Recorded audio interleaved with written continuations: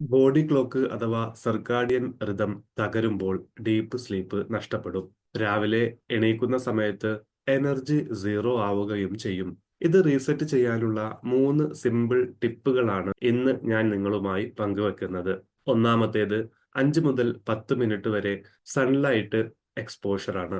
പകൽ വെയിൽ കൊള്ളുന്ന സമയത്ത് ബ്രെയിനിലേക്ക് സിഗ്നലുകൾ പാസ് ചെയ്യപ്പെടുകയും വെയ്ക്ക് സ്ലീപ്പ് സൈക്കിൾ റീസെറ്റ് ചെയ്യപ്പെടുകയും ചെയ്യുന്നുണ്ട്. രണ്ടാമതായി ഈവനിംഗ് ലൈറ്റ് കൺട്രോൾ ആണ്. Bright light and screen avoid ചെയ്യുന്ന സമയത്ത് മെലറ്റോണിൻ നാച്ചുറലി ഉയർത്താൻ സഹായിക്കും.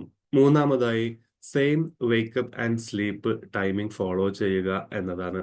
ഡെയിലി ഒരേ സമയത്ത് എണീക്കുകയും ഒരേ സമയത്ത് ഉറങ്ങുകയും ചെയ്യുന്നത് ബോഡി ക്ലോക്ക് സ്ഥിരമാക്കാൻ നമ്മെ സഹായിക്കും.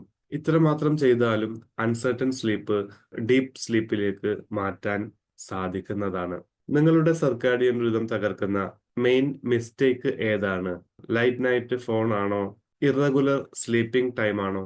കമന്റ് ചെയ്യൂ. Thank you.